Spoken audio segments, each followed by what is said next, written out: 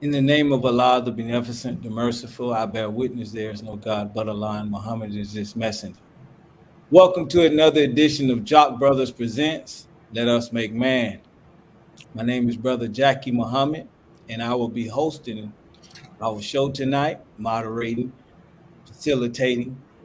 We have a wonderful show for you tonight, but before we get to our special guest, let me introduce my comrades in this mighty work. I'm going to introduce this brother. He hails from New York City. He's a well-traveled man. He's a philanthropist, now an author. So I want you to welcome my brother, your brother, Brother Ahmed B.I. Alaikum, sir. Alaikum salam, alaikum salam. Mr. Rahman Rahim, I bear witness there is no God but Allah. Muhammad is his messenger. Thank you all for taking time out of your busy schedules. We have a great show tonight. We're talking about policing our community. We're talking about giving back to our community, educating our youth, taking care of our women, respecting, protecting our women and children, our elders, all of that dealing with policing our community. Thank you. Yes, sir. Yes, sir. And last but not least, our brother who is a native Atlantean, uh, family man, businessman, well-spoken brother, student in the ministry, and he's all around, mentor. He's working hard, brother. So it's a lot, right? It's a lot going on. So may Allah bless us to be successful. And so I would like to present the summer and introduce the others, our brother and your brother, Brother Abdul Kawi. Sir.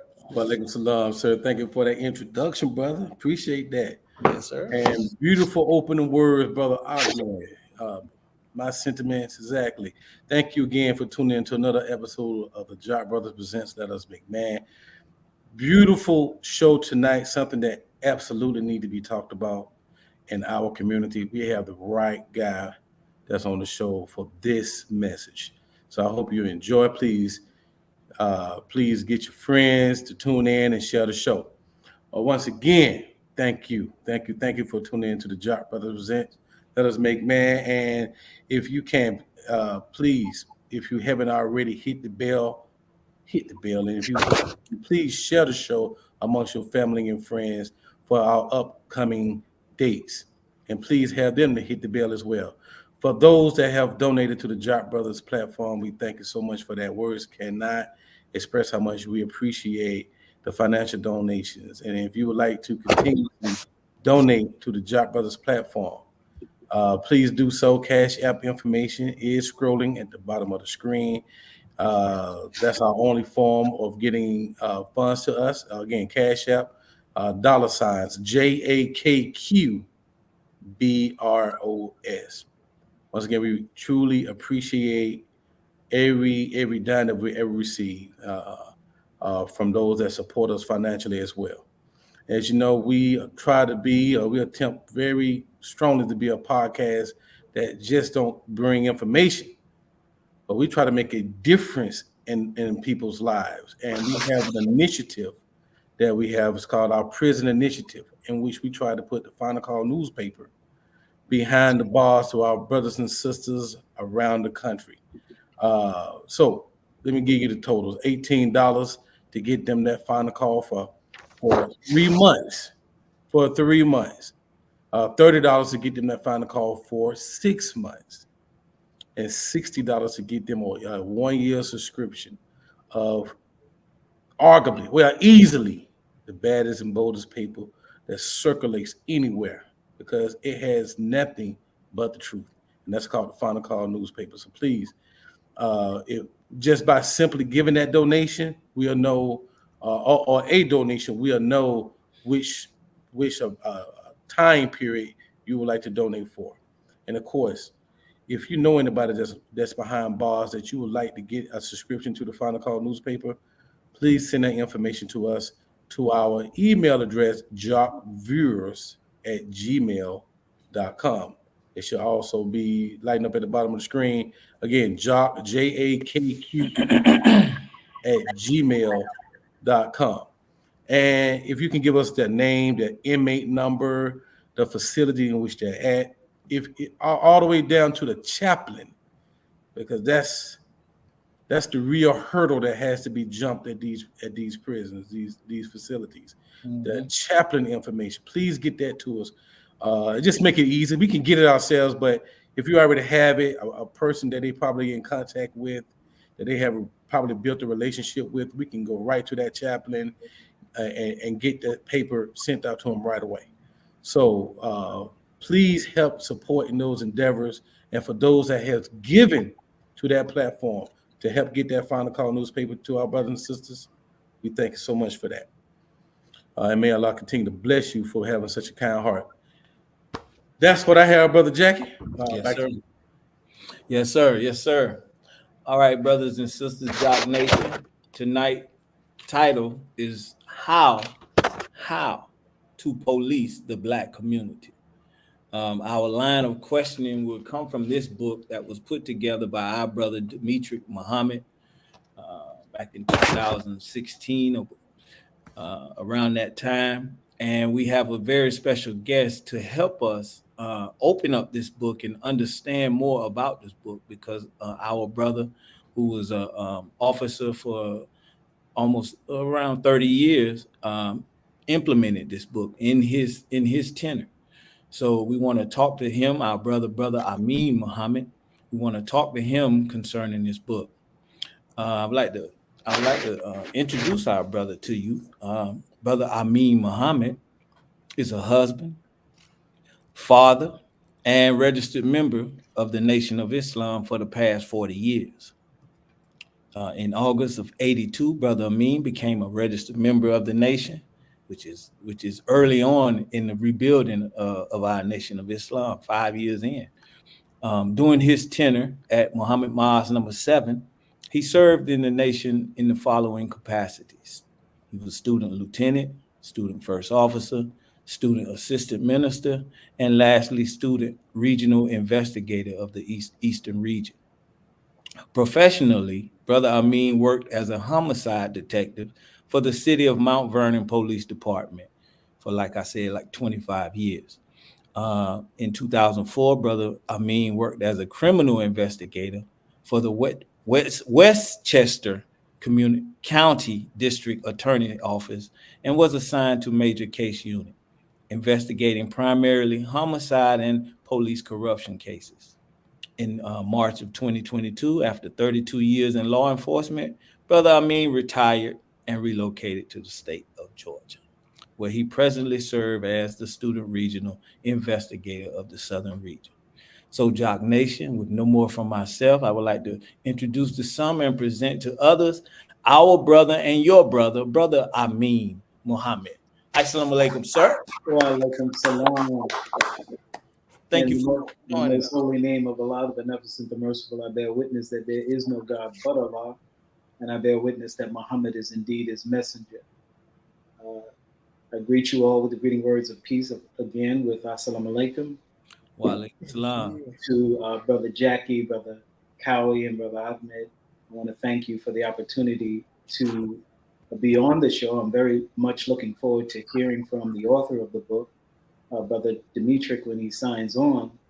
And I believe that it's a powerful piece and a powerful subject to discuss, especially during this time. And I would make one correction. I didn't implement in my tenure, my 32 years tenure, anything in the book, but I can bear witness that the solutions in the book given to us by the Honorable Elijah Muhammad and the Honorable Minister Louis Farrakhan is very much needed in our society. So thank you again for inviting me. I'm humbly appreciative of the invitation. Yes, sir. Thank you for accepting the invitation. And we definitely welcome that correction. All right, Brother Amin. Now, you come into the Nation in '82, and in '89, you decide to become a police officer. Would you like to tell us, what was your motivation, or was it something that you always wanted to do? Or, How was that, making that step? Yes, sir. Well, it was always, I lost a brother. I was in the United States military, and I was serving overseas in the Republic of Korea when um, I learned that one of my older brothers was murdered. And he was a security guard working in a department store, which was being robbed at the time. And the perpetrator did not give him an opportunity to even respond to him. He just shot him outright. And from then on, I began thinking about law enforcement. It wasn't until I joined the Nation of Islam.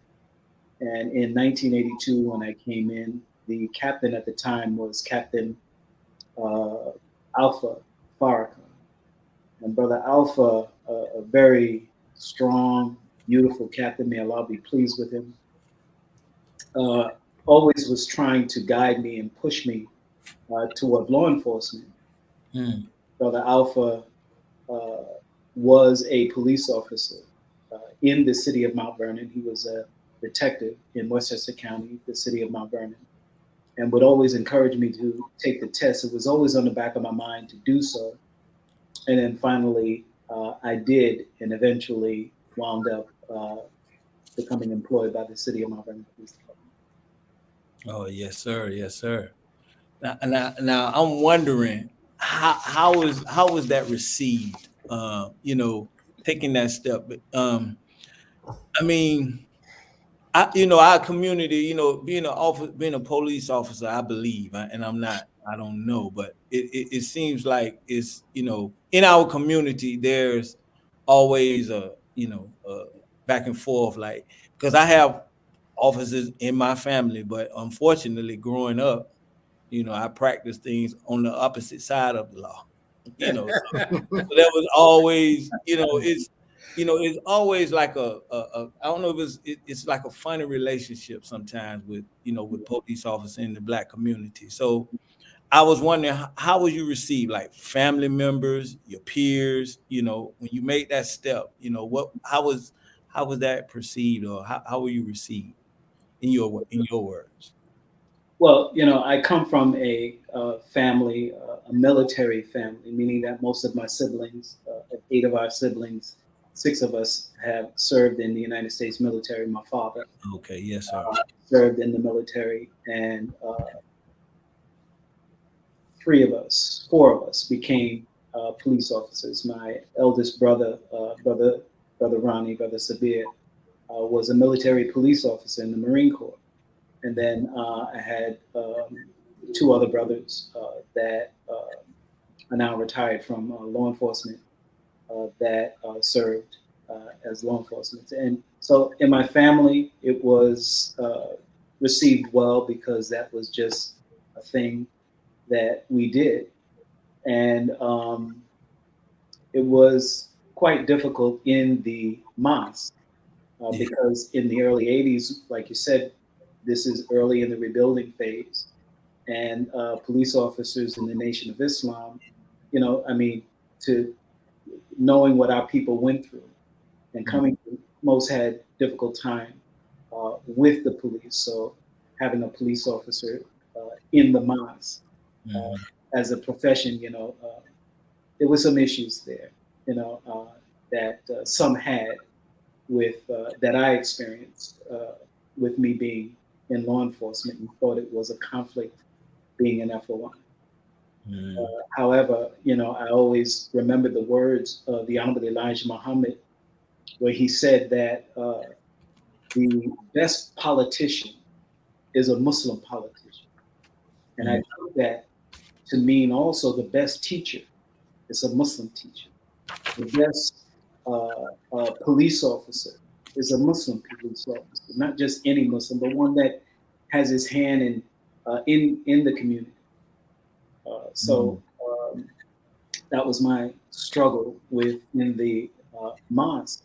Now, within the community in which I served, the city of Mount Vernon, I'll tell you of a story of my first arrest, which almost led me to leave the department.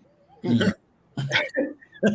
And my first arrest, I forgot what it was for. It wasn't a major arrest. I was in patrol. Of my 32 years, I only spent 1 year in patrol and then was placed into the detective division.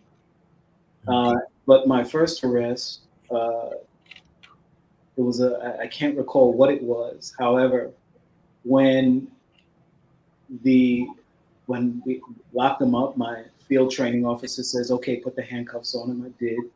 I put him in the back seat of the car. I did, and I put him in. I'm taking care of him, making sure that he's all right. I'm not roughing him up. I'm not saying any words or anything like that.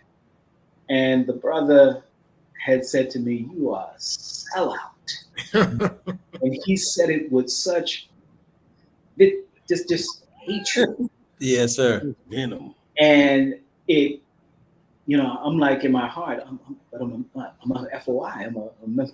I love when people stab me in the heart so much that I went home and I had to struggle with that. And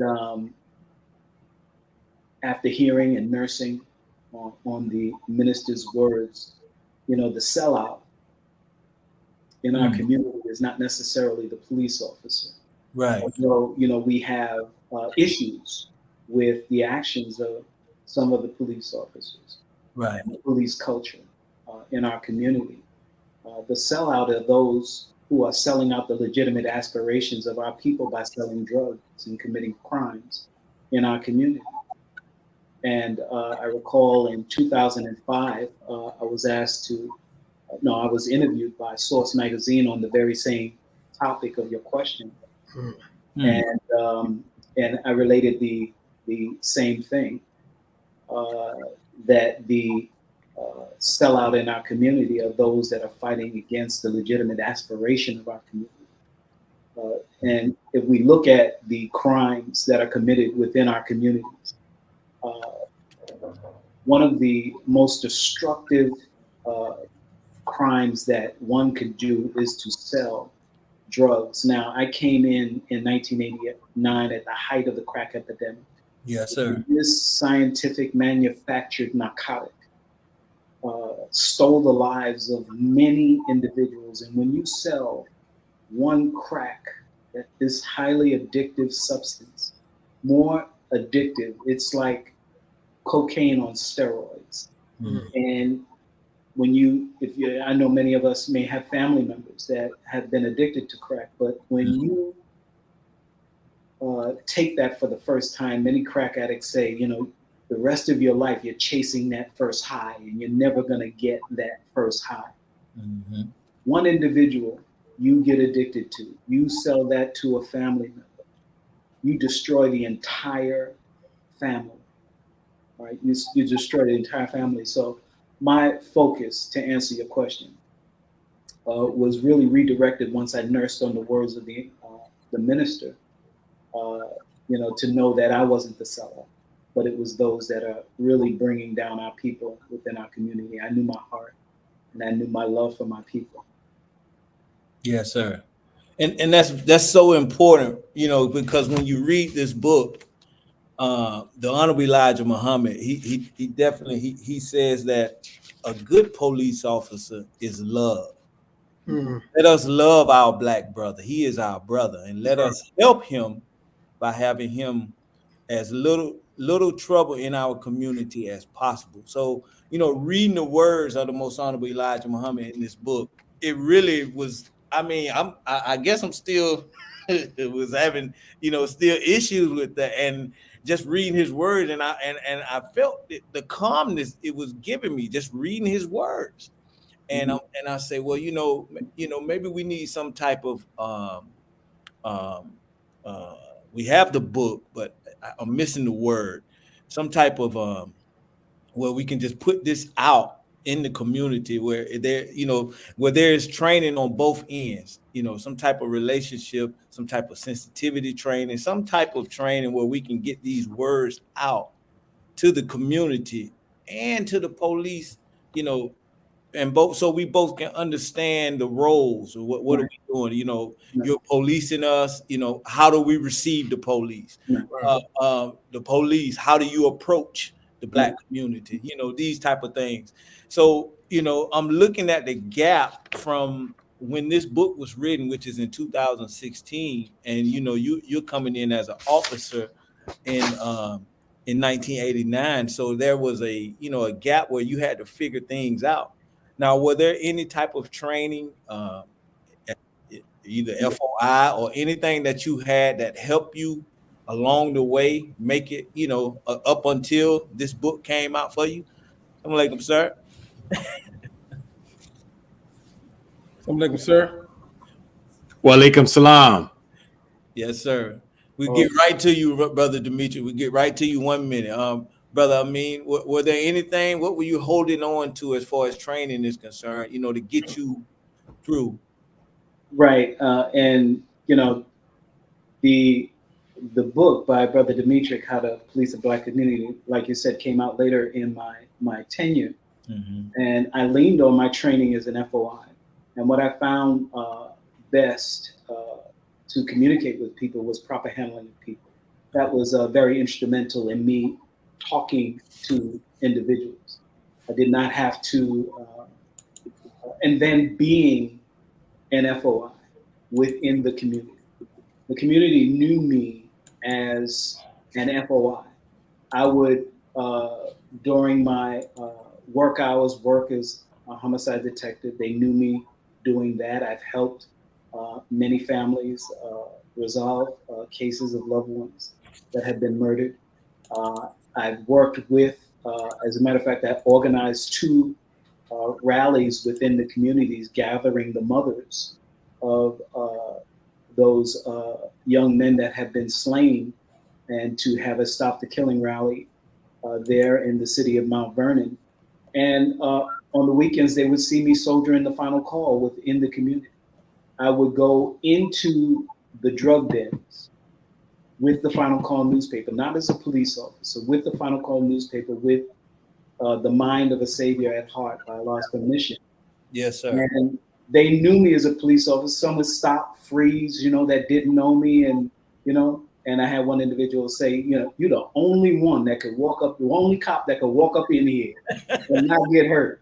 You know? Yes, sir. And they would be gambling outright, smoking weed, what have you, but that wasn't my focus. That wasn't my attention. I wasn't a police officer at the time. I genuinely had the love and concern of my people at heart. So the proper handling of people was key in my FOI training, and just the mere love that I have for my people's condition. But this book, just another level of understanding. And I thank Brother Dimitri for his tireless work, not just to produce this book, but to be that researcher, that thorn in the side of the enemy, by revealing truth about lies that have been told about our history, and bringing solutions by compiling the words of the Honorable Minister Louis Farrakhan and the Honorable Elijah Muhammad on this topic and many other topics. You know, your work, Brother Dimitri, I don't know if you hear it often, but it has greatly helped me, not just this topic, but helped me in my understanding and my growth and my study in Islam. So I want to thank you for this this book, this wonderful book, with the solutions that I believe will help the Black community. Like I said, you know, I haven't implemented any of them, but I can bear witness to the need of them. And much of what the Honorable Elijah Muhammad has said, and the Honorable Minister Louis Farrakhan has said with respect to the police department being reformed and the policing of Black communities being reformed, I bear witness to the need of that, and can speak specifically to certain instances, many instances that I've experienced. Yes, sir. Well, let us give a proper introduction to our brother. He came on. Our brother, he's on the NOI research team. He's research minister, and he's very vital to our nation of Islam. So with no more, let us introduce to some and present to others our brother and your brother, Brother Demetric Muhammad. Assalamu alaikum, sir. Well, alaikum salam, my brothers. So very grateful and honored to be here with you. I thank Allah for Brother Kawi and the privilege and the opportunity to be invited, and apologize for my tardiness. We've been traveling over the last few days. We're blessed to spend time with the Honorable Minister Louis Farrakhan. So we're just getting back into our city and trying to pick up, as sometimes it's like being a juggling artist. You got so many balls in the air, but sometimes one or two balls will fall down and you got to pick them back up and put them back in rotation. So please forgive my tardiness. I greatly respect the Jock Brothers program, and I thank Allah for you and all of those wonderful brothers and sisters who do the work of creating believer-centered content, so that for the Muslims, the internet doesn't have to be just a moral cesspool where there's nothing constructive and in harmony with our teaching and belief, but that there is a trusted source of wisdom, of insight, of mentally stimulating dialogue and conversation that believing men and women can feed from. So very grateful and thankful to be on with you, brothers. And Brother Amin, I'm very touched by your words, and I thank Allah for the work that you do, being a brother that is working and has worked in both the community and law enforcement. And we're always honored to be able to receive whatever kind of feedback that we can, whether it is positive or negative, or if it's just constructive critique. That's always helpful to us, because whenever you do what you do and you send it out into the marketplace of ideas, you don't really know if you have been impactful. You don't know if you have been of value until you're able to receive feedback. And so far, since the book has come out, the feedback has been very positive.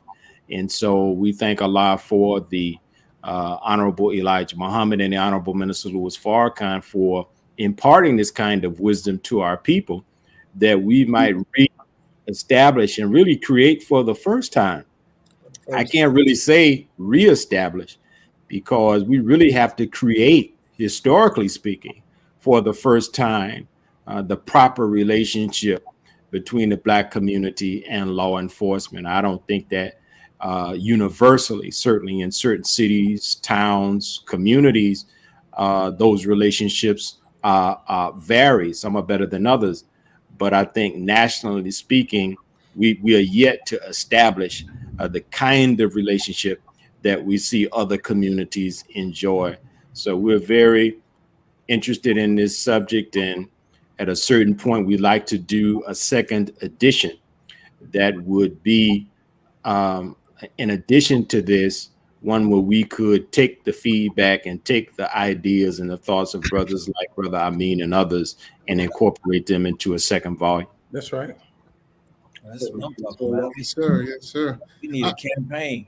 In the book, it details the beginning of police enforcement, as far as the slave, how this not the slave owners, but the white men who would go out to collect the slaves and gather them, or the runaway slaves.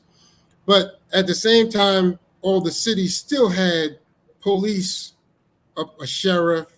They would have police force in those cities, maybe some of the crazier cities, but they would always have some kind of law enforcement.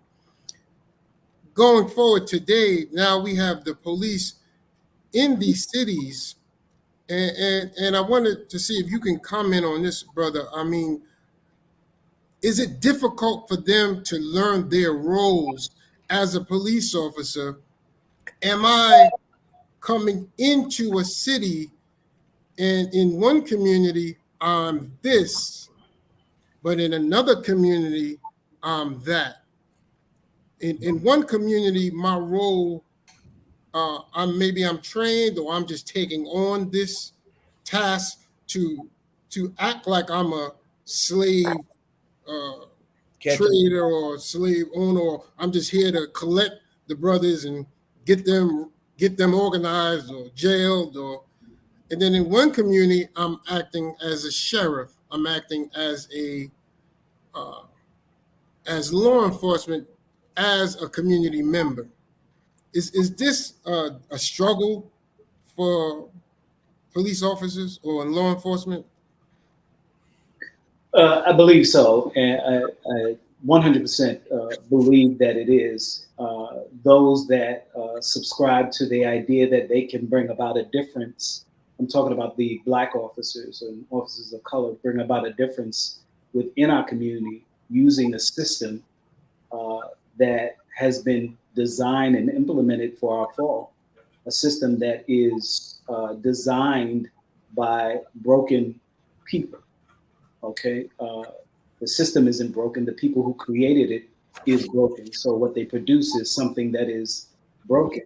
And then you have those that they hire to continue to maintain this broken system with a broken mindset. So what you learn, and I pray that I answer your question, what you learn within the police academy may be what you need to learn in order to, for the police department to cover themselves legally. You learn about implicit bias. You learn how to use verbal jujitsu. You learn various other things with respect to the proper use of force. And when you get out of the police academy, you then have a field training officer who then trains you into the reality of how the police officers actually work. So all of what you almost learn, like Training Day with Denzel. well, yeah, you can use that as an example to the extreme. However, there is a culture within the police department where some of the things that you learn within the police department goes up in your police academy goes out the window when you are in your community. And yes, there is a different type of policing that goes on in a city where part of the city on this side of the town is the white community and this side of the town is the Black community or people of color. There is a different type of policing that goes on there. And I'll tell you, from my experience, I had a case where I was looking to get a witness in a homicide case. And the witness was reluctant, but the witness was this huge drug dealer. So I targeted him on the drug deal, hoping that I would get him to cooperate with me. And in my targeting him in the use of drugs, my investigation led me to his clientele. And his clientele were young white teenagers that came from the affluent part of Westchester. And if you know anything about Westchester, we know that Malcolm X and the minister lived in Westchester. Malcolm X lived in the city in which I policed, the city of Mount Vernon, and Minister Farrakhan lived in New Rochelle. And the city where the individuals are predominantly white is Eastchester, and that's one of the cities. So this drug dealer was his large clientele came out of that particular city. And one individual, one white young man that I arrested buying drugs from this individual was actually the son of the doctor, that's personal doctor of the district attorney. Wow. So when the district attorney, of course, got wind that we had targeted the son of her physician, she then gave an instruction to the investigators in the district attorney, particularly me, who was trying to resolve a homicide case, where there were multiple victims involved, to stay away from Eastchester, stay out of Eastchester. Primarily, what she's saying is stay away from her friends. So yes, there is a different type of policing that goes on. but we had to drop that investigation because the individual that we were looking at was a prime witness in this particular case. And the case could not have been solved without that individual's cooperation. So we weigh in the balance. Do we give peace and some sort of resolution to the family of an individual that lost a loved one? Or do we protect our friends whose children may be involved in some illicit behavior, but if you're close to the district attorney, then you get a pass on committing crimes? You know, so we dropped that we were forced to drop that investigation, which led us to drop the homicide case. And to this day, I have heard nothing about that case being resolved in my absence. So yes, to answer your question, yes, there is a distinct difference, and there are many other instances that you know, I can speak of that would give credits to that question. Yes, sir. Yes, sir. Howie, you had something? I didn't. Okay. All right. So, Brother Dimitri, now you hear that. What motivated you, first of all, to put this type of book together? What was your motivation? I mean, it's 2016 is when you did this, or how long did it take you to put everything together? And and what was your motivation? I believe it was 2016, Brother Jackie. I'd have to look at the copyright. Yeah, that's the copyright. But there's certainly multiple motivations during that time. If you will remember, this was the beginning of what many have observed as America's racial reckoning, wherein the young generation were awakening and beginning to call America to account for the brutal killings of unarmed Black men and women. Certainly the famous cases of Mike Brown and Trayvon Martin. You had Sandra Bland, you had Eric Garner. So we began to see racial violence become front and center in the American public view. And many of those killings were done at the hands of members of law enforcement. And so as we were working on other assignments for the Honorable Minister Louis Farrakhan, we were made aware that the Honorable Elijah Muhammad back in the 1960s had written several articles devoted to giving guidance specifically to Blacks in law enforcement.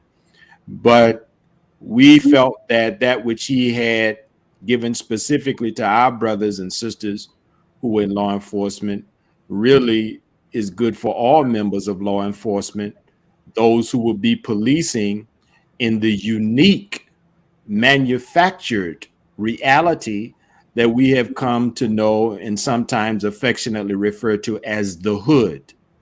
It's not an organic development that you have these clusters or pockets of poverty and crime in America's major cities. These are communities where our people live and reside, and these negative conditions have been developed over many years through redlining, through Jim Crow segregation, through gentrification in the very modern context. And so it has made our communities dangerous places to live. And so you have to have, we believe, and I believe the Honorable Elijah Muhammad was suggesting in this article aimed at the Black policeman, that you have to police in the Black community in a way that you would not necessarily police in other communities, because this is a different community. This is a community where you see savage behavior. And if you are not in possession of knowledge and wisdom to help you understand what you're looking at, then you would conclude that this is just a savage people. And of course, when the civilized man finds the savage, there's only two choices. You either civilize the savage or you put the savage down, because if you can't civilize the savage will come and he will destroy your civilization. And so we believe that the wisdom that the Honorable Elijah Muhammad gave to Blacks in law enforcement, again, is good for all members of the law enforcement community who would be working among our people. let's pause to reflect that it was Darren Wilson who killed Mike Brown, who went on record saying that he enjoyed policing in the black community in Ferguson, Missouri, because that was, quote unquote, where all of the fun was. Come on. Yeah. Right. Now, I don't know how crime and violence and, poor housing accommodations, juvenile delinquency, I don't know who considers that fun. But we see within that kind of commentary the thinking of many whites who would work in our community, who have never lived among us. They've never really had any natural non-police relationships with us. So they don't really know us, and they have formed an opinion of Black life in America that is by and large shaped by Hollywood, So, you think of little boys growing up, we playing cops and robbers, right? Right. And so you add to that, what you see in many of those movies like Colors and many of the movies like Menace to Society. Keep in mind, these movies and the success of those films in the 90s was what the Honorable Minister Louis Farrakhan said helped to inspire him to call the Million Man March, because he saw the global distribution of an image of Black men and Black people in America that was a savage image. The brother Monster, Cody, I forget his last name, but he wrote a book about his life as a Crip, and it became an international bestseller. And the minister said at that time that he wanted to interfere. He saw, Allah blessed him to see that the war that the president and his joint chiefs of staff had planned was not just applicable to Ronald Reagan and the attack on President Muammar Gaddafi in Libya, but he saw deeper into his more than a vision-like experience to see that the American government had targeted Black people and specifically Black youth for destruction. And so he called the Million Man March to create a counter narrative and to create a counter portrait of Black men in America as men of faith, men who want to be good fathers, to be good husbands. And this was inspired by this campaign to portray us as a savage acting people who are worthy of destruction, and that when America would move to destroy us, there would be no outcry, there would be no global sympathy, there would be no one to say that why is America doing this to Black people, because their minds would have already been shaped and they would have formed an opinion that we were the real problem in America, that America should do something about. So those were some of the motivations, Brother Jackie, that went into it. And I want to say, in addition to that, I have to say and give credit to our brother who just passed a couple of days ago, the great Minister Jabril Muhammad, because may Allah be pleased with our brother. He was the one many years ago who encouraged those of us in the student ministry class to go after all of the original writings of the Most Honorable Elijah Muhammad so that Minister Farrakhan might have access to them. And as time went on, we were blessed to be able to do that. And so the How to Police the Black Community book project came out of the project of the historical preservation of the articles, the original writings of the Most Honorable Elijah Muhammad, where you see we have now published the first volume under the title The Invincible Truth Series, where you have the Pittsburgh Courier articles. You have volume 2, the New Amsterdam News article, and the Los Angeles Herald Dispatch. And as my brother was talking about, Westchester, volume 3 is the Honorable Elijah Muhammad's writings in the popular but sometimes little known Negro press publication, the Westchester Observer. And so as my brother was talking about the minister and Brother Malcolm in their time in Mount Vernon and Westchester, the volume 3, the third volume of the Invincible Truth series, is centered in the writings that the Honorable Elijah Muhammad published in the Westchester Observer. So we thank Allah for Minister Jabril for his insistence that the student ministers go after gathering all of the articles for the benefit of the Honorable Minister Louis Farrakhan and his work of the rebuilding of the nation. Right. I do want to have a question for Brother Amin. And beautiful Brother Dimitri, and I appreciate that. Thank you. All praises due to Allah. Thank you. Well, first of all, Brother Amin, when you opened up and you described how, I guess, how do you put it? Like the drug dealers, they were the ones that was selling out, right? They was selling. I'm gonna be honest with you. I have never heard that put like that before in my life, and I mean you're right, but I just never heard it. But I guess what struck me is the fact that it came from a detective or police officer, and which I feel they should have that opinion, and that so that to bring it like that. Man, you really opened my mind up to a whole different world, man, of how I should view sellout. And I commend you for that. I really appreciate that. I needed to hear that.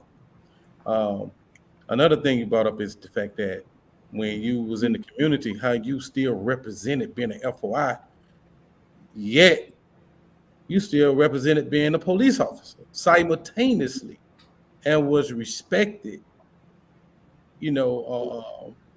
As both in your community. He was a respected police officer and an FOI. So the criminals saw you, well, I guess, when and say, that's a police officer. But yet he's kind to me. My question to you is how did your comrades view you? In that regard, because a lot of people don't know this, but I actually applied for the police department at one time. I didn't get the job, but I did get a position as an FPO in training. FPO is a federal police officer for the Richard B. Russell building, just dealing with just federal facilities, and it was not a whole lot of black people in that department. It was just not. It was Caucasian dominated, and I just remember that you had to, as a black man, you had to, I guess, carry yourself in a certain way, and sometimes you had to overprove yourself to prove that you was on their team or that you was one of the guys. And so my question is, how did they receive you? Was you ever under the pressure to have to overprove yourself? And let's go with them two right now, if you can. Yeah. Yes, sir. Thank you for that question. And it is a struggle because they do want to see whether or not you are on the team player. I stayed a detective. Like I said, I was 32 years in law enforcement, 1 year in patrol, and the rest of my career was a detective.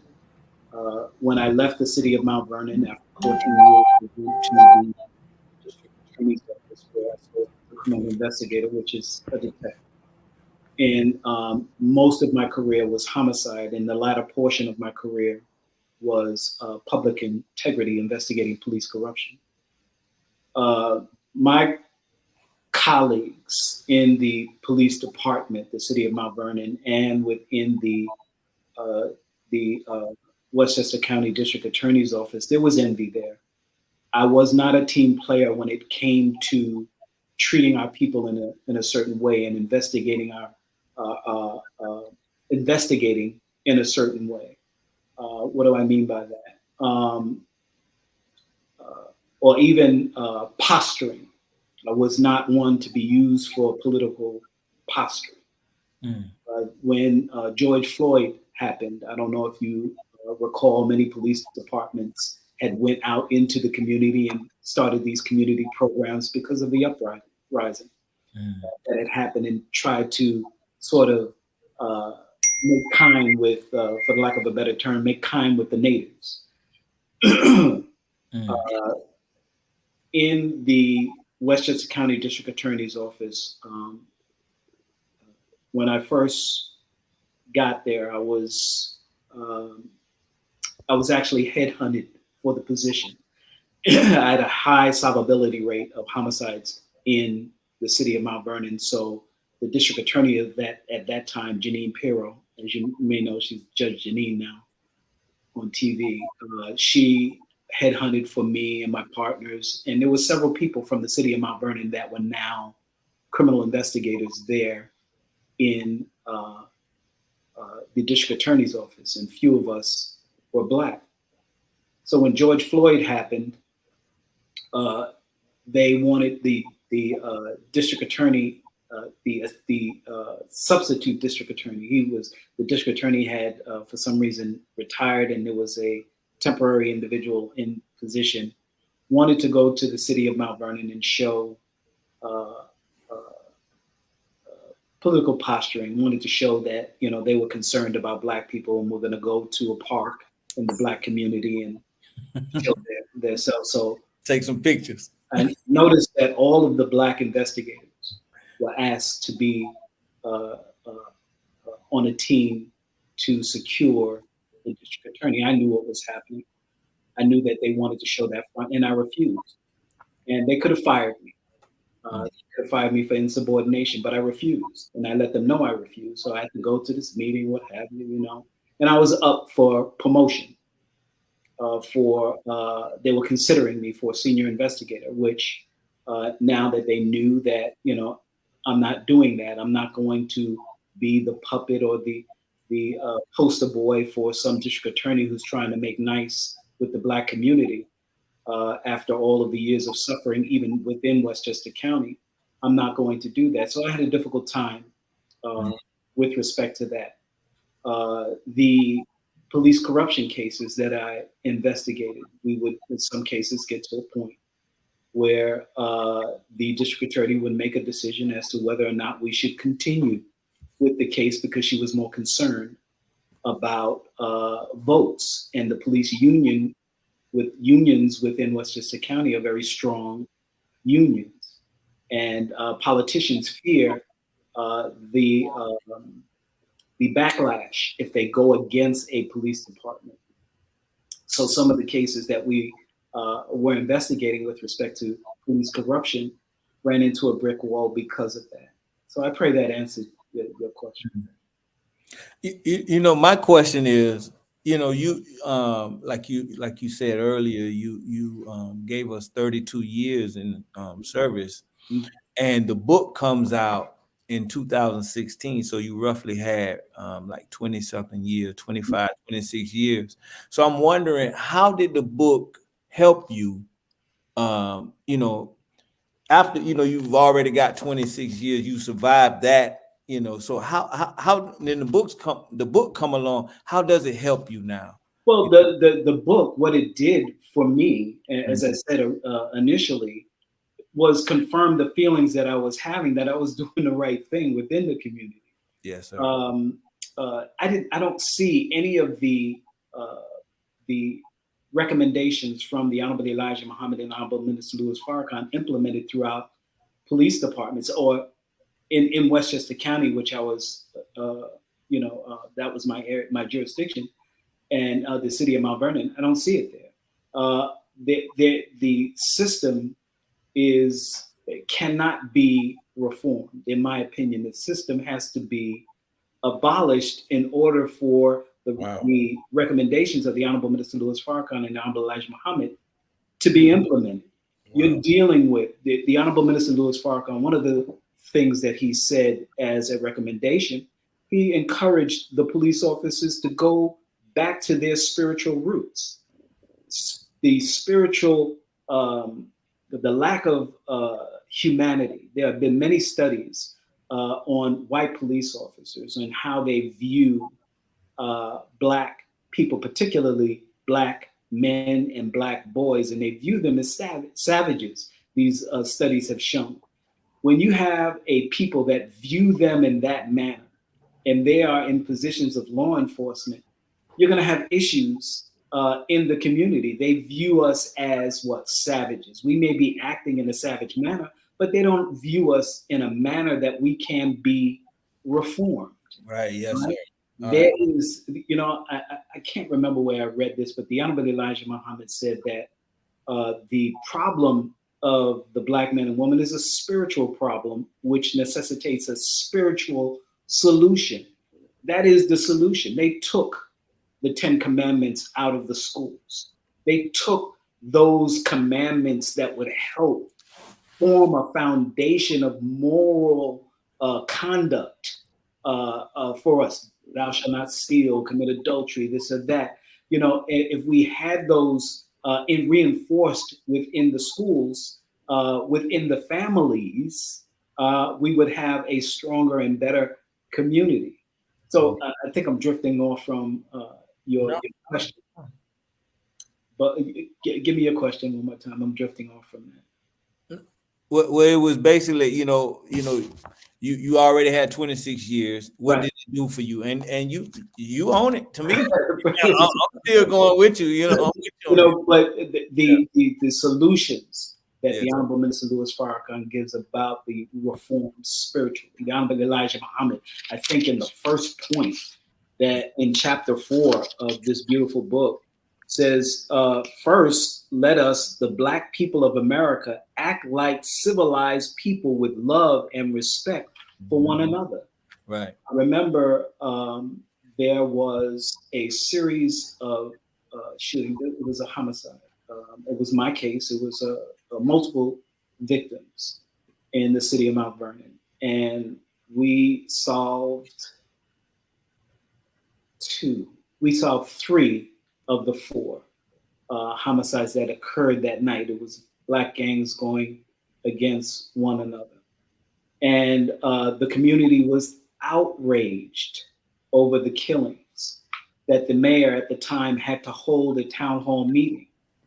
And officiating that town hall meeting was our beloved student minister, Brother Arthur Muhammad, who is and has been affectionately called the unofficial mayor of the city of Mount Vernon. Such a beautiful brother. But he gave the flip side of the coin. He said, yes, we're killing these individuals committed an atrocity, but the crime was first committed in the home. You know your son has a gun in the household. You know that they're selling drugs, he said. Flip the mattress. Flip the mattress. Search their room. Put them out. Try your best to reform your family. That reform needs to first take place within our families. And then the police department needs to be trained and reformed. And as the minister taught, the police officers have to have that spiritual base to understand that every human being has a right to live peacefully within their community, has a right not to be viewed as savages. And even if they are, you have a right, you have the authority to either treat them well or treat them as you see them.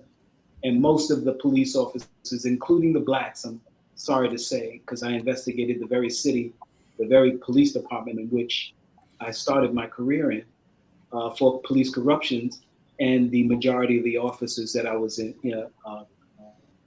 investigating were black. And their file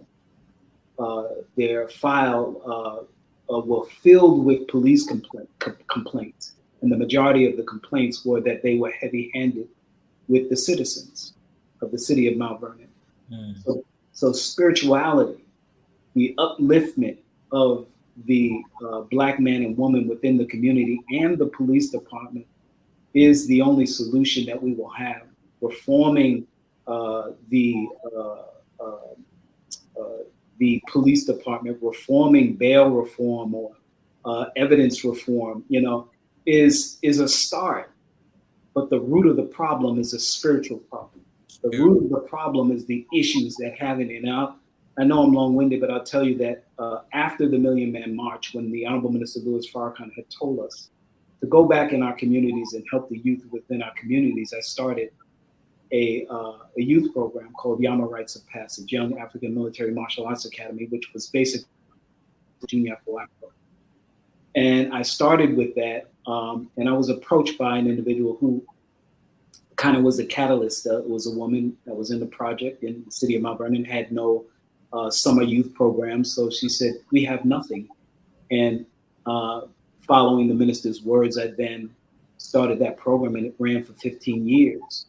And when I left the city of Mount Vernon, I no longer had access to the facilities that they had given me. And Brother Arthur, all praise due to Allah, asked if he could take the program, and he took it into the school systems.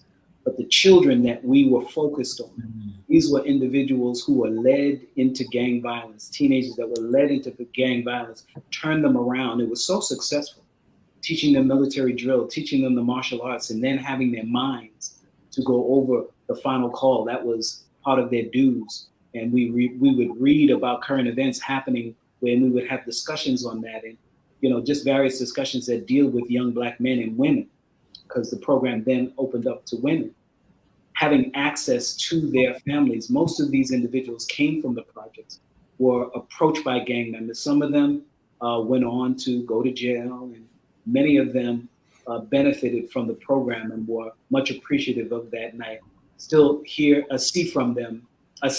them every now and then, and they talk about how appreciative they were of the program. Yes, sir. No, and see, no, that answered the question for me, because to me, when I'm listening to you, it leads to implementation. And that's the word we spoke of earlier. But that word, we have to figure out, how do we implement what's in here? Just by me reading, like Brother Kawi said earlier, I'm reading it, and it's affecting me a certain way. And I'm like, wow, I'm still affected by the police, so we don't know how deep it goes. So, and it's a great answer, and it's a great work, Brother Dimitri. It's touching people in so many different ways, right now, I'm not in the streets, none of that, bro, but I feel a certain way about the police. And I really didn't know that until I started reading. I was like, wow, I still feel a certain way. It's like being triggered. Dying, it's like being triggered. Certain things that'll trigger you. So, with that, we have a short commercial. Let's get into the commercial, and then we'll come back. I want to come back to some. You both. Yeah, me too. But okay, yes, sir. Commercial, yes, sir. Yes, sir. Jock viewers, thank you again for tuning in to the Jock Brothers Presents Let Us Make Man. I hope you've been following on the show so far. Beautiful testimonies and interventions from our brother Amin and Brother Dimitri. But again, Jock viewers, if you could please share the show and hit the subscribe button for the upcoming programs that we have, and of course, the bell.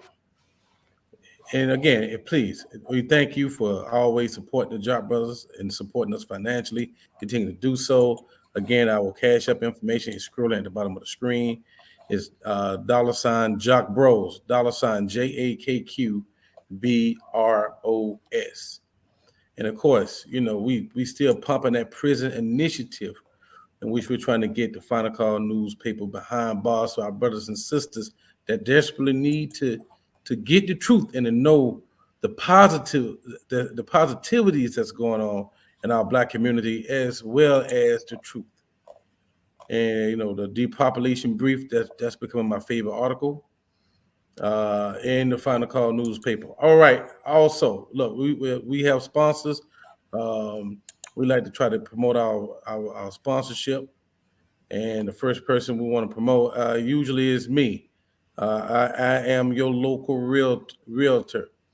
I love commercial real estate, residential real estate. I love them both, and I'm also is learning what is farmland is at. So for those of you that's interested in being just getting land, lots of land, growing your own food, maybe getting some livestock, give me a call. I could give you the inventory that's what's out there.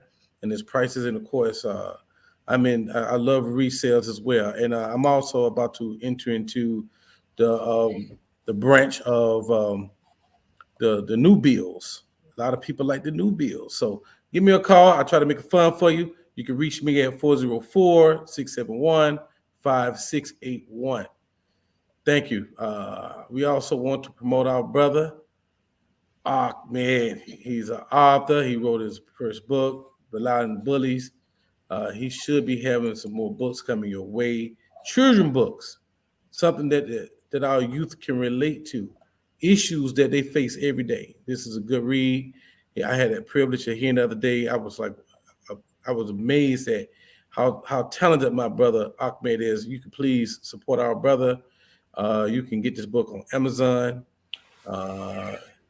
And of course, BI Publishing, www.bipublishing.com. Anything else you want to add to that, Brother Ahmed?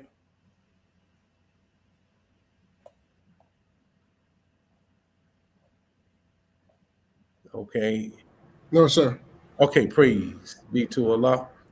Support our Black authors, especially those that's trying to affect the mindset in a positive way of our youth. And of course, we got our brother Jackie Muhammad. He has his own company called Supreme Waste Removal. He has cans. He has dump trucks and cans. So support our brother. He can get you pretty much any size dumpster that you're looking for. 20 footers, 30 footers, 40 footers. You can reach our brother Jackie at 404-957-7639. Do you have anything you want to add to that, Brother Jackie? We're gonna remove cans out of that script. Yes, sir. Praise be to Allah. I'm striving, brother. Keep striving, brother. Yes, sir. Yes, sir. That's what I have for you, Jock Nation. Back to you, Brother Jackie. Yes, sir. Yes, sir. So now,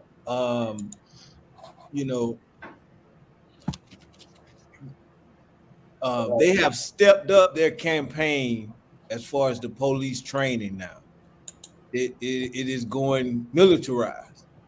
It is more militarized training now. They have Cop City over here in Atlanta, and I'm talking about they are going at it with this training to avoid this training now.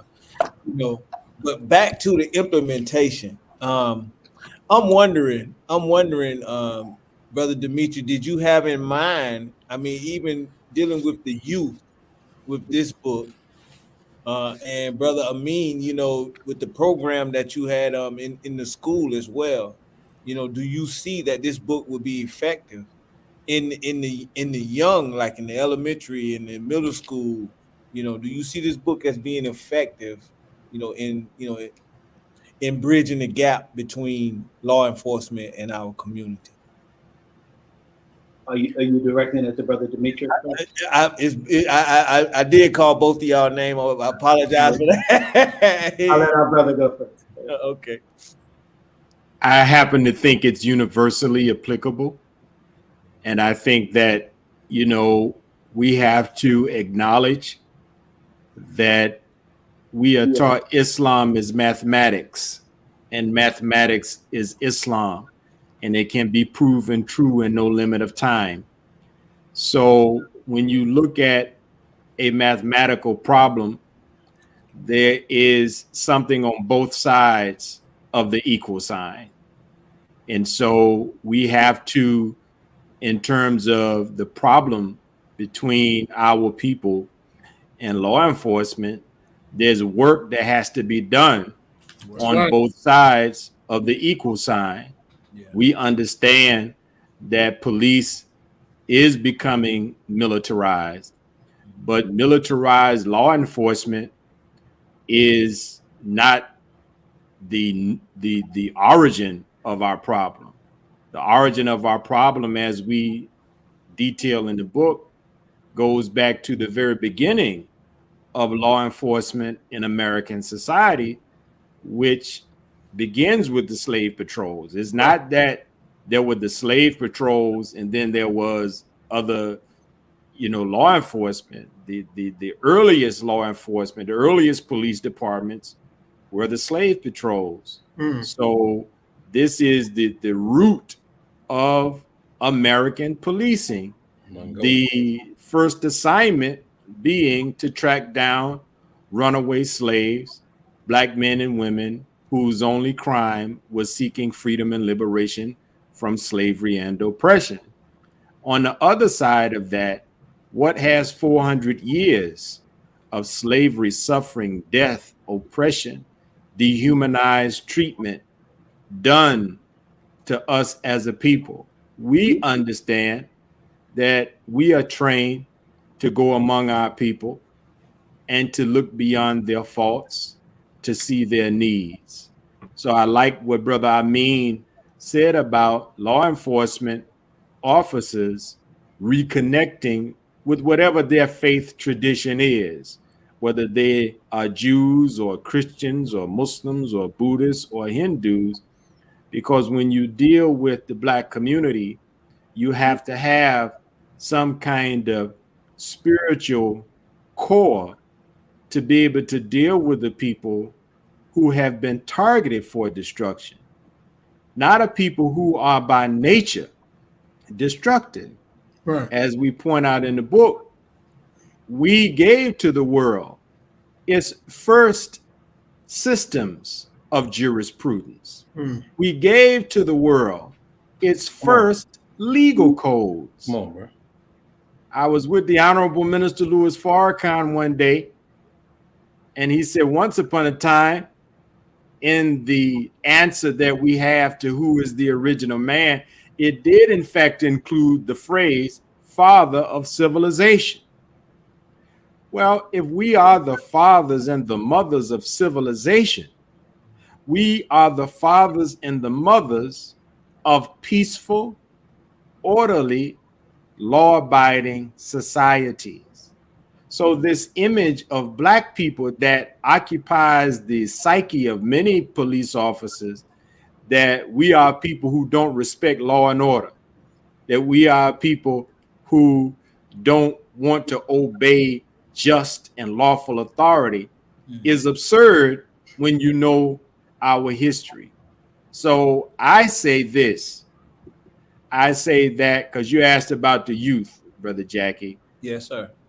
I say, just as much as we would look at a little Black brother, a little Black sister, and we would say, man, this little brother, this little sister would really benefit from learning the history of his people. She would really benefit from learning the history of her people, right?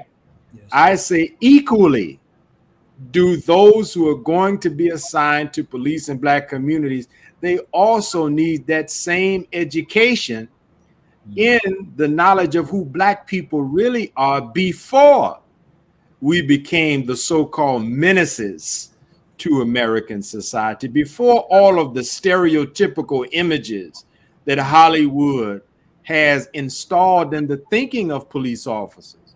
This is what implicit bias, as my brother Amin was referencing, comes from. It is all of the cultural factors that shape and form your attitude towards Black people that went before you even come to the scene.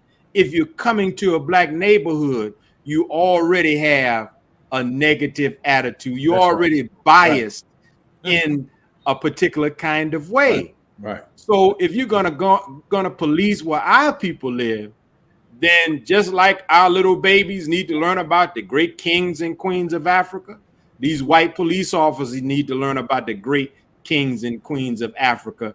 They need to learn about the history of our people before our enslavement. They need to have a healthy dose of Black history, not the sanitized version of Black history that oftentimes begins on the plantation or just talks about the civil rights leaders and that kind of thing.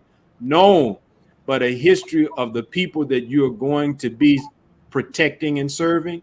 You need to know who these people are before we had this horrific experience that really is in truth a Black Holocaust. Praise be to the Lord. I wanted to mention something in the line of, with the Million Man March, our instructions were to go back in our community in certain ways to be productive.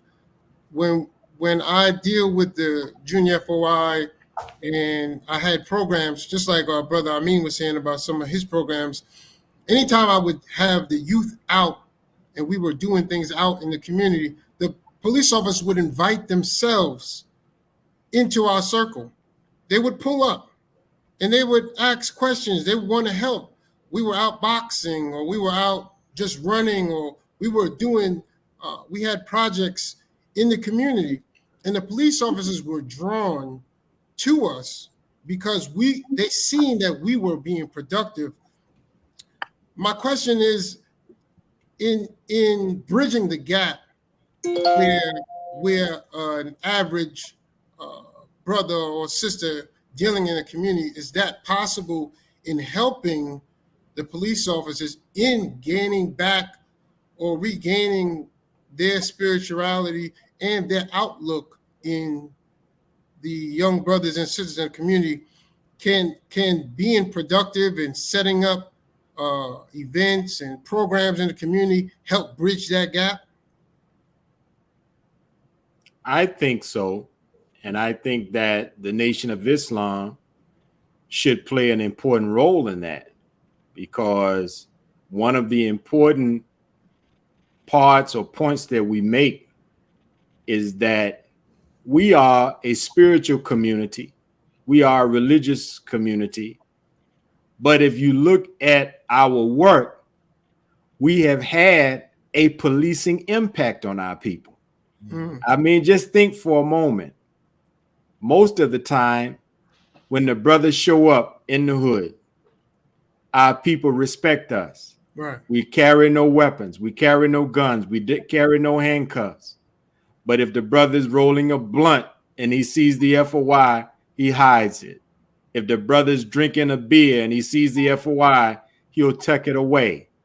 So we can be a positive link in establishing a better relationship, a proper relationship with the Black community and law enforcement.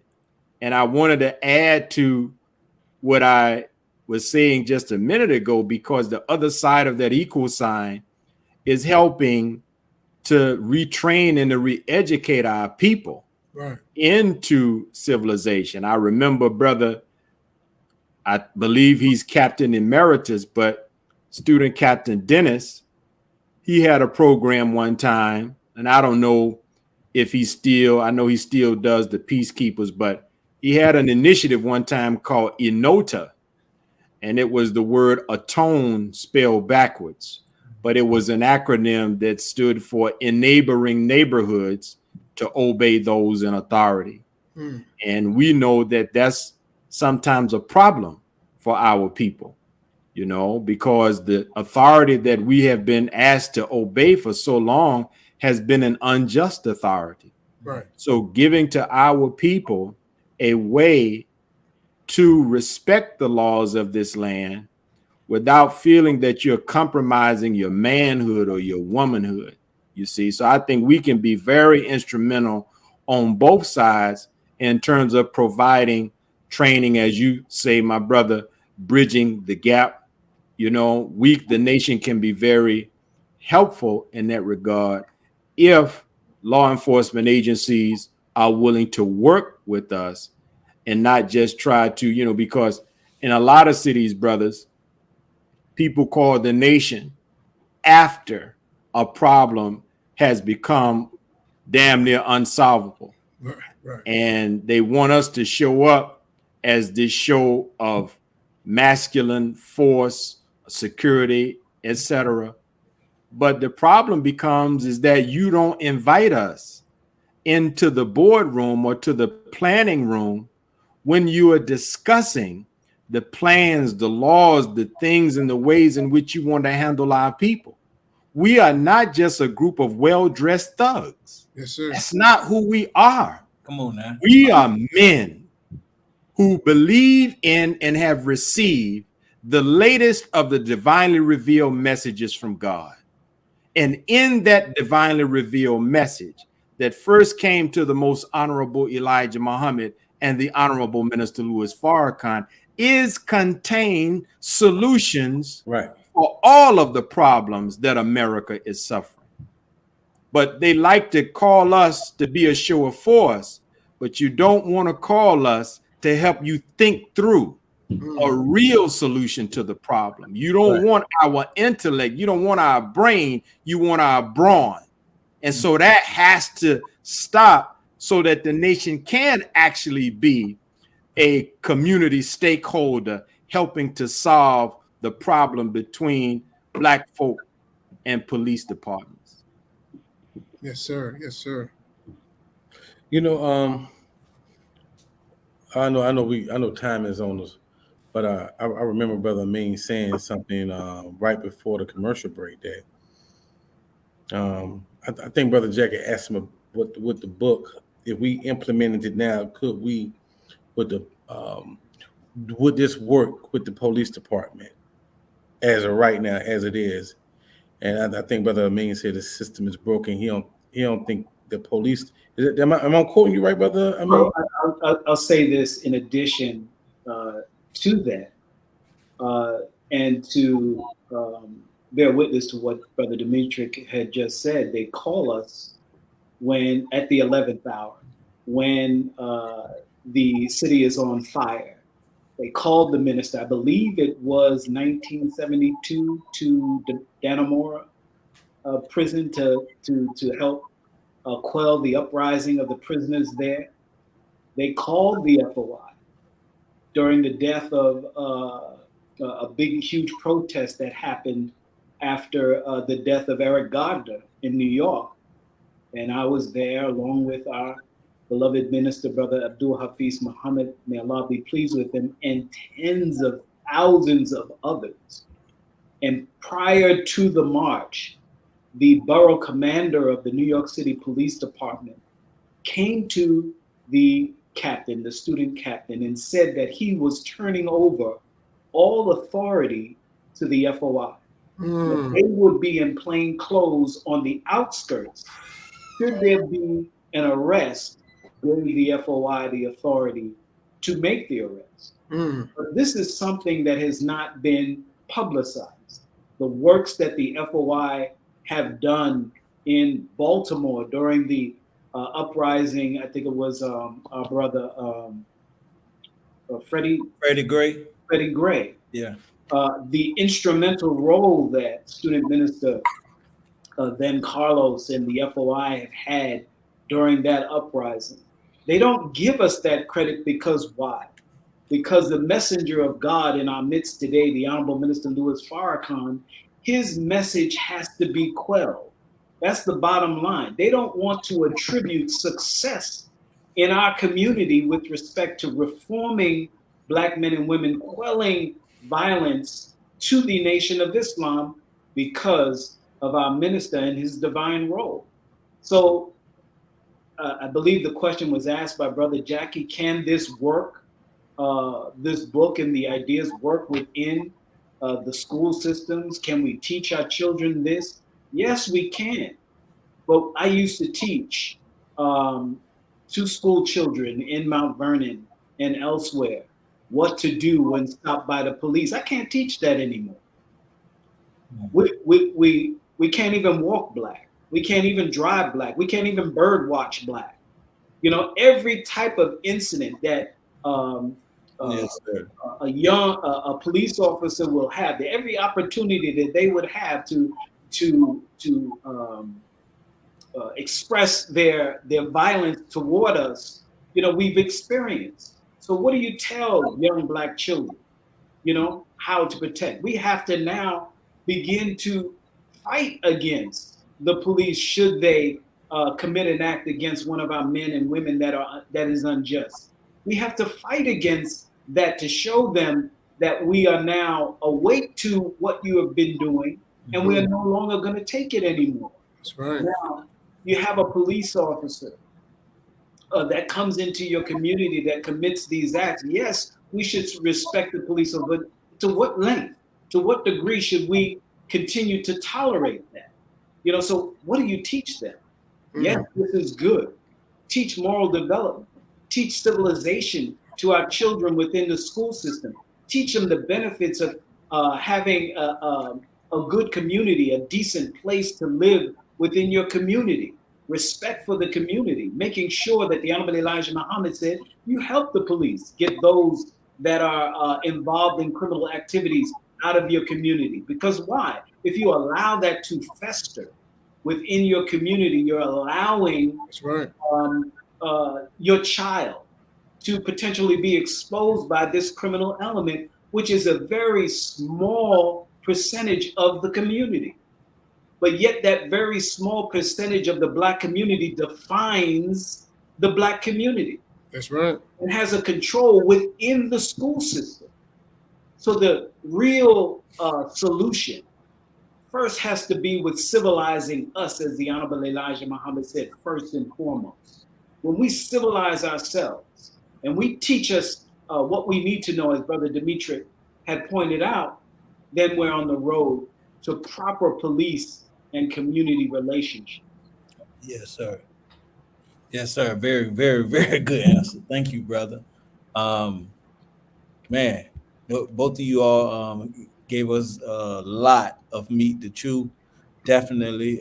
Thank both of you for coming on, spending time with us, really breaking it down and really addressing triggers.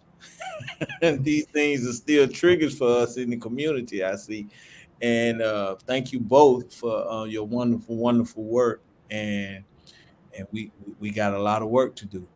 So with that, we're going to go ahead and go around and have everybody last word. So we'll start with you, Brother Dimitri, brother. Man, beautiful. Well, first of all, I want to ask, is there anything that you can share from the minister that you just came out of? Is there anything that you can share, right now from the minister that, That's right. And we definitely are all Yes, All ears, brother. all ears. yes, I can bring you greetings from the Honorable Mr. Farrakhan of Assalamu Alaikum. Let me stand. Wa alaikum salam, sir. Please return the greetings to the Honorable Mr. Turn Lewis with Farrakhan. Mr. Lewis Farrakhan, Yes, sir. I can say this, because as believers, if we can't know anything else, we certainly want to know the well-being of Allah's servant. And I can say that, the Honorable Minister Lewis Farrakhan is in wonderful spirits, and he's continuing to work, to guide, to train, to instruct, to correct, to exhort, to admonish. And we were blessed to be there with your beloved regional minister, student minister Abdul Sharif. And so I don't want to preempt anything that he might, want to share with you all as believers there in Muhammad Mosque number 15 in Atlanta.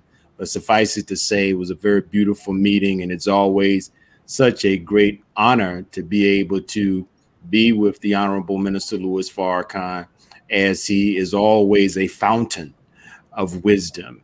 And as all of Allah's prophets and messengers and divine servants and warners are, they are both those who deliver Allah's divinely revealed message, and they simultaneously serve as the leading example of what we all should be as believers. And so we pray that Allah will continue to strengthen the Honorable Minister Lewis Farrakhan, and we pray that each of us as his students will close the gap between where we are in terms of our journey in faith, in terms of our submission to the will of Allah.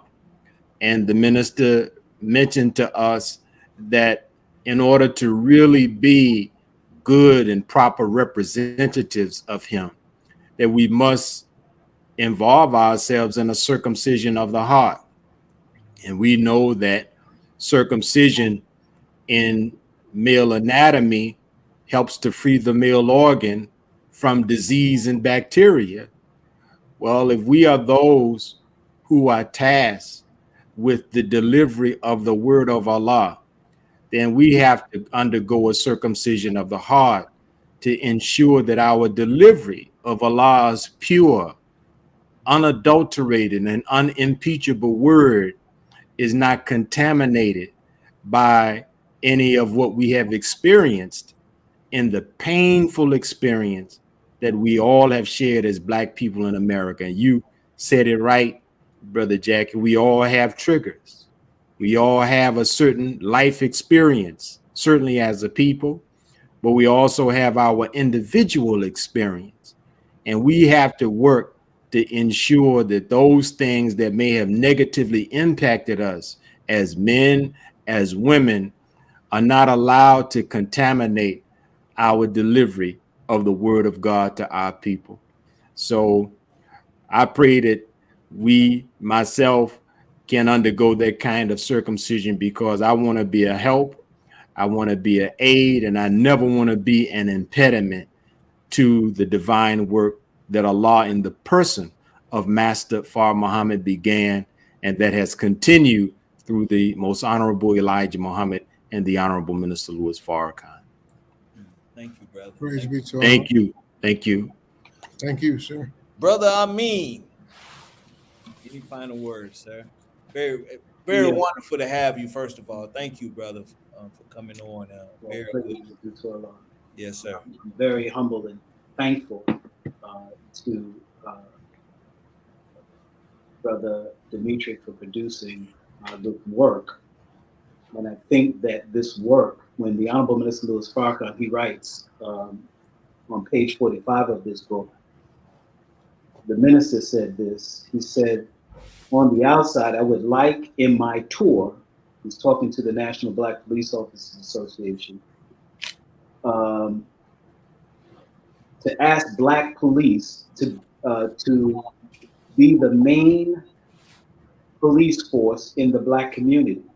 I would like many more Black people to join the force. I would like for us, the Nation of Islam, to have some role in the academy, helping in the training of both young whites and young Blacks. Now, that to me, when I read this, was an instruction. Yes, sir. All right. He wants the Nation of Islam involved in that. So what are we, those that have experience in law enforcement, those of us that are like Brother Dimitri, that are well informed on the history of policing in this country, our instructions are to make that happen. Right. So how do we make it happen? We should be meeting post haste with police chiefs in various communities and presenting the program. What is the worst they can say but no? But our efforts are going to prove, in my opinion, fruitful when I don't like to use the word prophecy from the Honorable Elijah Muhammad, when he said that there will be civil war within the country. There will be race riots within the country. So what happens when that happens? How will we then police ourselves? Individuals that are experts within the police field, but their minds have to be reformed. How do we then begin to police ourselves? We can't do it without the aid and the help of the Nation of Islam. That's right. How do we know that it works? Each of us on this line, by Allah's permission, have been reformed by this work. We have a track record of hundreds of thousands of Black men that have been touched by the teachings of the Most Honorable Elijah Muhammad that have reformed their lives. There is nothing like these teachings. So we have to work post haste to meet with these individuals that are in law enforcement, and many of them are Black, that are police chiefs and police commissioners and mayors over town, and policing, and to meet with them to begin this reformation process and training within their police academy, particularly in the spiritual realm. All right, so those are my last words. I won't long-wind you like I did before. So. Praise be to Allah. I wanted to mention one final thing, if I might. I was just reminded of something as I was listening to Brother Amin talk about the minister's instruction to us. And I think it's important to always demystify this perception that the Nation of Islam is anti-police. And I was trying to find that the picture, but it's on page 158, I believe, of the book. But that actually took place in the city that I live in, which is Memphis, Tennessee. And it was when the Honorable Minister Louis Farrakhan was here in promotion of Justice Orrell's 10-10-15. And before the minister departed, it was the officers in his security detail that petitioned him, Minister Farrakhan, before you leave the city of Memphis, would you pray with us? And so you see there's a picture there, and you can find the color image online. I believe it's on my website, researchminister.com, and it's in other places.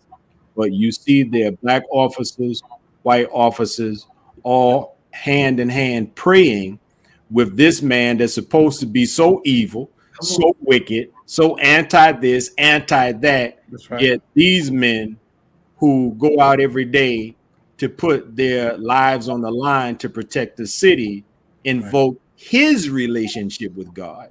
Right. See, because when you ask someone to pray for you, you're basically saying, hey, you got a relationship with God that I might not have.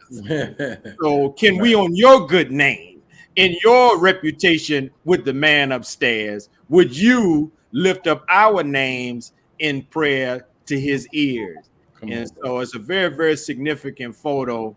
And we're blessed in our city to have, just as Brother Amin is there in Mount Vernon, we have, I believe, at one time, I believe we had 6, but I now believe a couple of the brothers have retired, but we have registered FOI on the police force.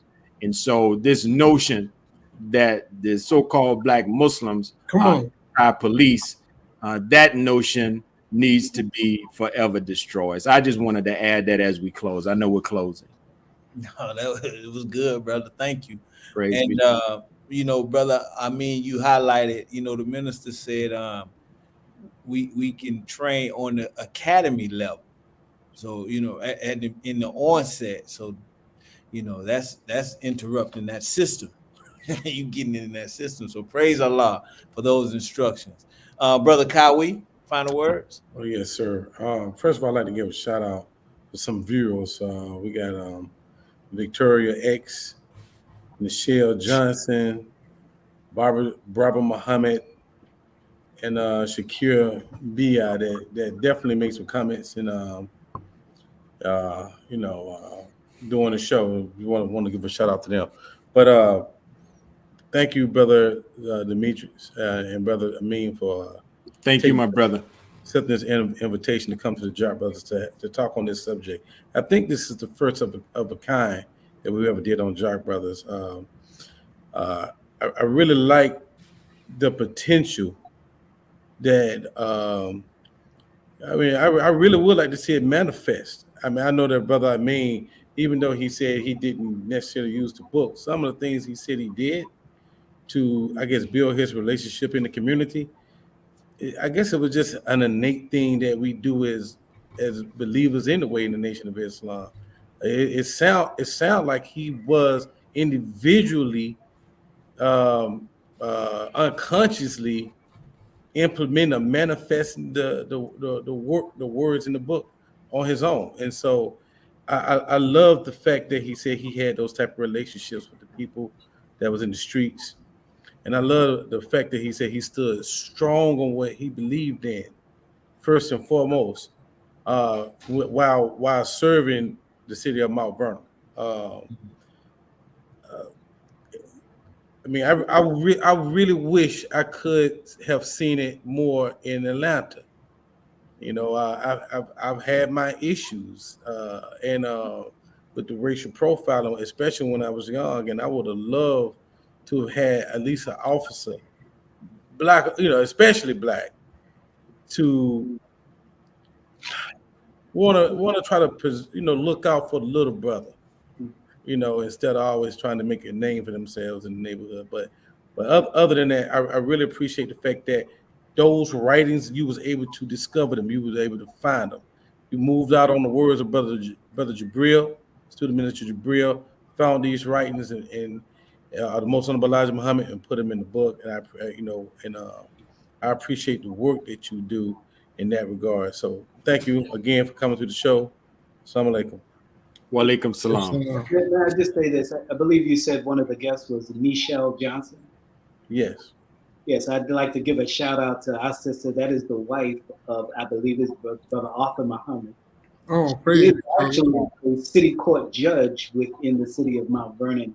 A beautiful sister that gives balance to the justice system. She has in her chambers only one photo on the wall, and that is of Master Fard Muhammad. You know? Wow. I didn't realize I have to extend greetings as well to the great sister Judge Nichelle. Didn't realize that she was tuning in tonight.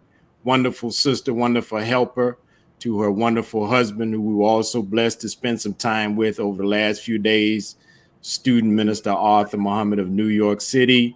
And she's also a wonderful helper to the General Counsel of the Nation of Islam, brother student minister and attorney Abdul Arif Muhammad. So very, very happy to see our dear sister tuning in with us tonight. Absolutely. We would love to have a judge on the show. You got that right. She'd be a great guest. She'd be a great guest. Definitely efficient. So, all right, Brother Ahmed, your last words. Sir. Praise be to Allah. Praise be to Allah. I just wanted our guests to see the book that we're referencing, How to Police the Black Community. It's a book that you can receive in many more books by Brother Dimitri Muhammad from his website. You put that website back up on the screen. There's many more books. I just want to say that for all those viewers and anyone watching that believes that they don't know what to do, there's an answer. There's an answer for every problem. And I was blessed, and I'm hearing the brothers talk, that I grew up in Islam. I've seen the Nation of Islam and the brothers prior to 75 dominate communities, change communities. I've lived through, even when the brothers was getting contracts in the 80s in the different parts of the cities, because they dominated in Queens, and they got the security contracts in the apartment complex, where 1 minute everything was crazy, and then the very next day you walk by and the whole community has changed, and you see the brothers standing around, and you see the brothers talking to you. Hey, how you doing? They're stopping fights. I've witnessed communities in New York where even other Muslim communities, just Jewish communities, lock the community down. I'm talking about on lock. You walk through that community and there's no police harassment. The police are going to the brothers before they go to the people in the community. It was almost like paradise. I've witnessed that. Even in Atlanta with Brother Jamil Al-Amin cleaning up the West End area, there's communities that men have stepped up, and it's our duty. That's right. It's not a question.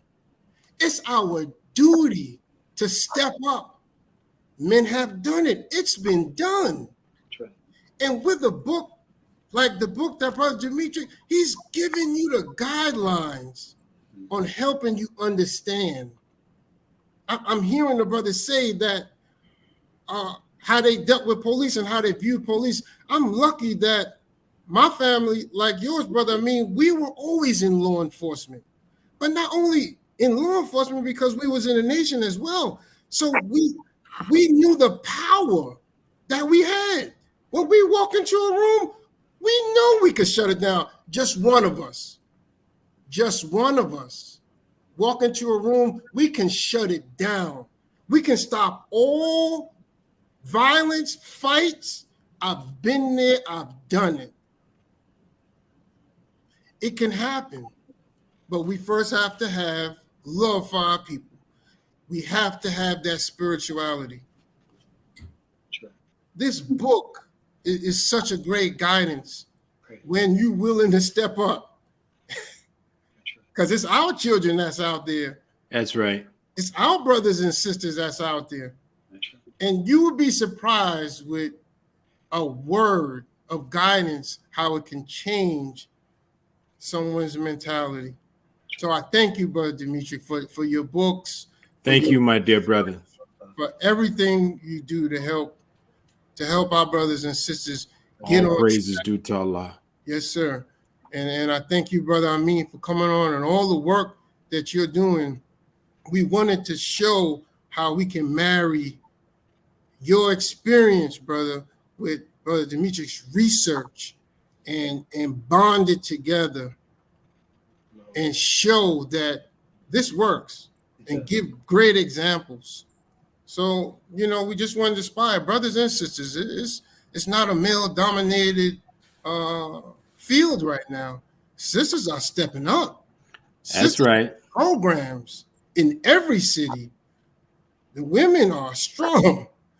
And we just have to come together. And I pray that we can step up before, like the Most Honorable Elijah Muhammad said, it's like a powder cake ready to explode. But we can be there to help make the bond and close the gap. But thank you both for coming on. Thank you, brothers. Thank you. Thank you. All right, Jock Nation, we have been thoroughly fed.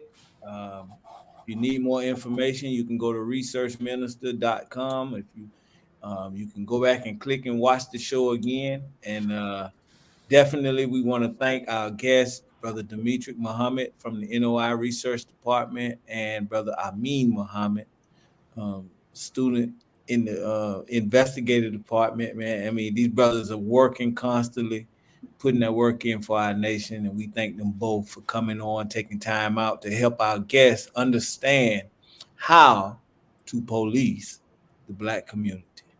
So thank you once again. May Allah continue to bless us, and before we go, we always keep it Messiah. Thank you, Jock Nation. Assalamu alaikum.